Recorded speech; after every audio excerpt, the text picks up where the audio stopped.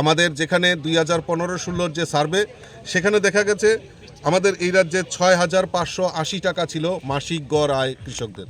আজকে আমরা গর্বের সঙ্গে বলতে পারি প্রায় 13,590 টাকা আমাদের কৃষকদের মাথাপিছু গড় আয় সেখানে তারা রোজগার করছেন, অর্থাৎ দ্বিগুণেরও বেশি এখানে আমরা দেখতে পাচ্ছি। This news is brought to you by Himalayan International Residential School, Siliguri, West Bengal.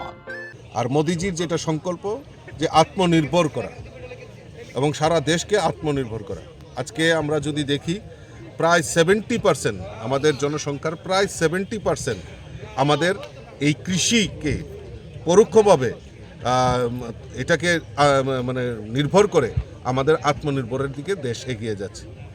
আমাদের দেশের প্রধানমন্ত্রী কৃষকদের আয় দ্বিগুণ করার লক্ষ্যে বিভিন্ন পরিকল্পনার মাধ্যমে আমাদের এই ভারতবর্ষের কৃষকদেরকে আয় দ্বিগুণ করার লক্ষ্যে বিভিন্ন পরিকল্পনা নিয়েছেন। তার মধ্যে বিশেষ Kisan Samman Nidhi, Kisan credit card, soil health card এবং কৃষকদের যে উৎপাদিত সামগ্রী সহায়ক মূল্যে ক্রয় করা, তার উদ্যোগ নেওয়া হয়েছে।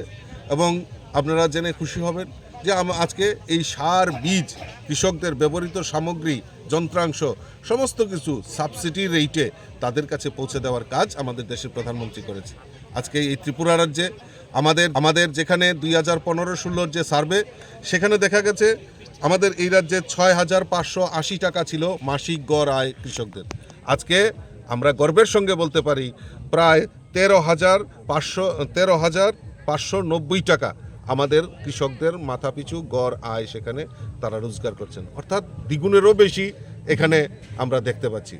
তো এই যে সংকল্প, এই সংকল্প নিয়ে আমাদের রাজ্য সরকারও এগ্রিকালচার সেক্টরকে আত্মনির্ভর করার লক্ষ্যে আমাদের সরকার কাজ করছে। ইতিমধ্যে জানেন আপনারা যে আমাদের রাজ্যের উৎপাদিত আনারস শুধু ভারতবর্ষে নয়, বিশ্বের সমস্ত জায়গায় পৌঁছে দেওয়ার কাজ আমাদের রাজ্য সরকার করেছে। এবং সহায়ক মূল্যে 23 টাকা দরে কৃষকদের যে উৎপাদিত ধান ক্রয় করে এফসিআইয়ের মাধ্যমে, সেটা একটা তাক লাগিয়ে দিয়েছে। কারণ 2018-র পর থেকে আমাদের এই সরকার এই সুনির্দিষ্ট কৃষকদের আয় দ্বিগুণ করার লক্ষ্যে অক্লান্ত পরিশ্রম করছে।